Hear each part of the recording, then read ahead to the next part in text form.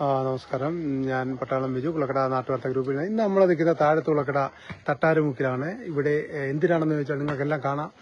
നാളെ ഒരു സ്വാമിക്കഞ്ഞിയാണ്. നാളെ മണ്ഡലച്ചെറുപ്പിന്റെ 8ാം ദിവസമായ നാളെ താഴത്ത് കുളക്കട തട്ടാരുമുക്കിൽ അയ്യപ്പ സേവാ സമിതിയുടെ നാട്ടുകാരെല്ലാം കൂടെ ചേർന്നുള്ള അയ്യപ്പ സേവാ സമിതിയുടെ നേതൃത്വത്തിൽ എല്ലാ വർഷത്തെയും പോലെ ഈ വർഷവും അതിഗംഭീരമായ ഒരു കഞ്ഞിസദ്യയും കറിയുമാണ് നാളെ എല്ലാ വർഷവും നടത്താറുള്ളതാണ്. ഈ വർഷവും നടത്തുന്നത് നിങ്ങൾ കാണാം. ഏകദേശം ഒരു 3000-ഓളം പേർ പങ്കെടുക്കുന്ന ഈ കഞ്ഞിസദ്യ അയ്യപ്പ സ്വാമിക്കഞ്ഞി നമ്മുടെ ഈ പ്രദേശങ്ങളിൽ തന്നെ ഏറ്റവും വിശാലമായ വിപുലമായ ഒരു സൗകര്യങ്ങളോടെ എല്ലാ വർഷത്തെയും പോലെ തന്നെ ഏകദേശം 3500 പേരോളം കഴിക്കുന്ന ഒരു കഞ്ഞിസദ്യക്കുള്ള ഒരുക്കങ്ങളാണ് എല്ലാവരും ഇവിടെ ചെയ്യുന്നത്. നിങ്ങൾ കാണാം എത്രയോ പേർ ഇതിന് പിന്നിൽ പ്രവർത്തിക്കുന്നു. എല്ലാവരും കഞ്ഞിയും കറിയും തേങ്ങകളും തന്നെ കാണാം. നിങ്ങൾക്ക് ഏകദേശം ഒരു 300-ഓളം തേങ്ങ തന്നെ, 300 അല്ല 500-ഓളം തേങ്ങ തന്നെ ഇതിനായിട്ട് ഉപയോഗിക്കുന്നു. നമ്മുടെ ഹരിയണ്ണൻ ഇതിന് ചേന അരിയുന്നു. ഹരിയണ്ണ പിന്നെ എല്ലാ വർഷത്തെയും പോലെ തന്നെ ഈ വർഷവും നമ്മളത് വിശാലമായിട്ട് തന്നെ നടത്താൻ തന്നെ തീരുമാനിച്ചേക്കും അല്ലേ? ഏകദേശം എത്ര പേര് കാണും? നമുക്ക് 3000 പേര് പുറത്ത് കാണാം. അപ്പം ഇപ്പൊ കഞ്ഞിയും സ്വാമിക്കഞ്ഞിയും കറിയിൽ എന്തൊക്കെ ഐറ്റങ്ങളൊക്കെ സാധാരണ നമ്മൾ ചേർക്കാറുള്ളത്? കാർഷിക വിഭവങ്ങളെല്ലാം തന്നെ ഉണ്ട്. കടലയുണ്ടല്ലേ? കടലയും പയറ് എല്ലാം തന്നെ ചേർത്ത് മൊത്തം വരുന്നുണ്ട്. എല്ലാം നാടൻ വിഭവങ്ങളാൽ സമൃദ്ധമായിരിക്കും നമ്മുടെ കറി. എല്ലാം നമ്മുടെ കാർഷിക, നിങ്ങൾക്കെല്ലാം അറിയാം, കുളക്കട പഞ്ചായത്ത് മികച്ച കാർഷിക മേഖല കൂടിയാണ്. നമ്മുടെ കല്ലാറിന്റെ തീരത്തുള്ള കാർഷിക ഭൂമിയിൽ നിന്ന് തന്നെ കൃഷി ചെയ്തെടുത്ത നമ്മുടെ നാടൻ വിഭവങ്ങളാണ് ഇതിന് കൂടുതലായിട്ട് ഉപയോഗിക്കുന്നത്. നിങ്ങൾക്കറിയാം, മത്തങ്ങയും പിന്നെ ചേമ്പും ചേനയും കാച്ചിലും എന്ന് വേണ്ട സകല വസ്തുക്കളും ഈ കറിക്ക് നമ്മൾ ഉപയോഗിക്കുക. അതുകൊണ്ടാണ് നമ്മുടെ ഈ കുളക്കടയിലെ തട്ടാരുമുക്കിലെ കഞ്ഞി ലോകപ്രശസ്തമായത് തന്നെ. ഏകദേശം 3000-ഓളം പേർ ഈ സമീപ പ്രദേശങ്ങളിൽ നിന്നും മണ്ണടി, അയ്യൂർകാല, മാവടി, പോറ്റൂർ, പെരുങ്കുളം വരെയുള്ള ഭാഗത്തു നിന്നും നമ്മുടെ ഈ സ്വാമിക്കഞ്ഞി കുടിക്കാനായിട്ട് നാനാഭാഗത്തു നിന്ന് ആളുകൾ എത്തിച്ചേരുന്നതിന്റെ പ്രധാന കാരണം തന്നെ നിങ്ങൾ കാണുന്നതാണ് നാടൻ മത്തങ്ങ. ചേച്ചി മത്തങ്ങയൊക്കെ സാധാരണ ചേർക്കാറുണ്ടല്ലേ? മത്തങ്ങയും വേറെ എന്തൊക്കെയാ? ഇതെന്ത് ചേച്ചി? മത്തങ്ങ, നാടൻ മത്തങ്ങ.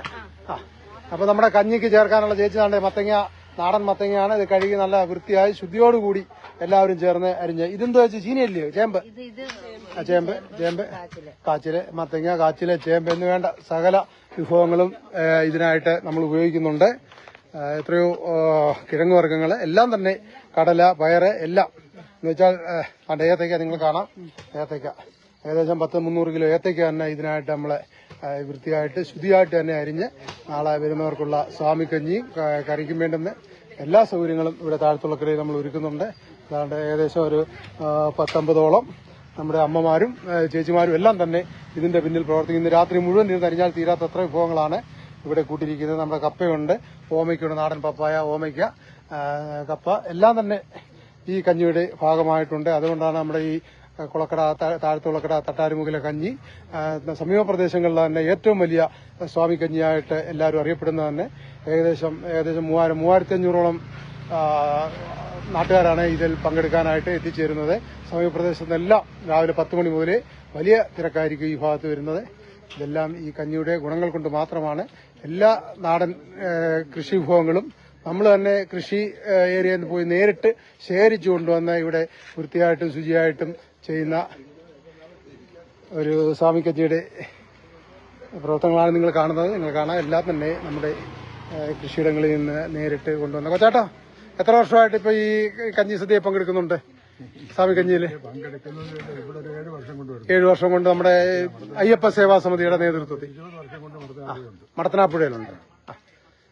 മടത്തനാപ്പുഴ 20 വർഷം, ഇവിടെ 7 വർഷമായിട്ട് നമ്മൾ സ്വാമിക്കഞ്ഞി. ഏതല്ലേ?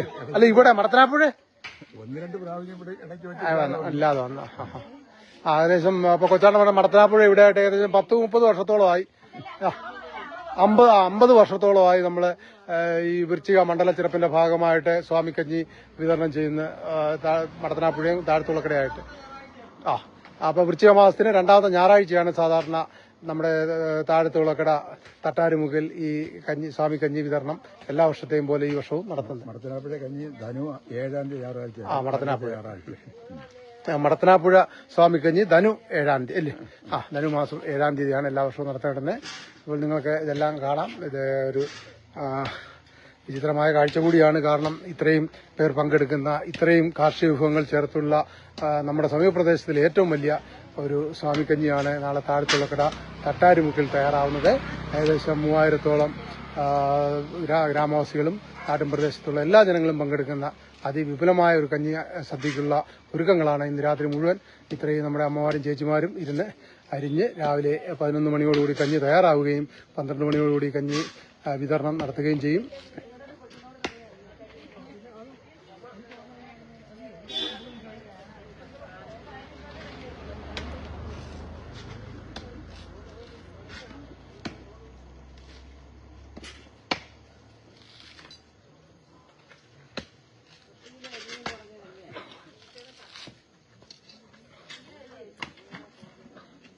താഴത്തുളക്കട തട്ടാരുമുക്കിലുള്ള സ്വാമിക്കച്ചിയുടെ തയ്യാറെടുപ്പിന്റെ കേന്ദ്രത്തിലാണ് നമ്മളിപ്പോൾ നിൽക്കുന്നത്.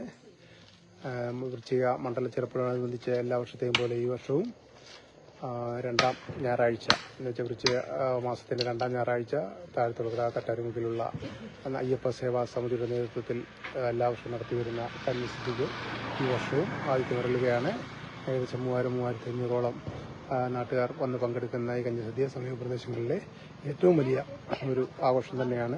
അയ്യപ്പ ഭക്തരും ധാരാളം ജനങ്ങളും വിശ്വാസികളും എല്ലാം തന്നെ ഇതിൽ പങ്കെടുത്ത് ജാതി മത ഭേദമന്യേ എല്ലാവരും പങ്കെടുക്കുന്ന ഒരു സമീപപ്രദേശത്ത് തന്നെ ഏറ്റവും വലിയ ഒരു അയ്യപ്പ സേവാ സമിതിയുടെ നേതൃത്വത്തിലുള്ള ഒരു സ്വാമിക്കഞ്ഞി വിതരണവും അതിനുള്ള കറിക്കുള്ള സാധനങ്ങളുടെ അരിച്ചിലും എല്ലാമാണ് ഇവിടെ താഴത്തുളക്കടയിൽ നടക്കുന്നത്.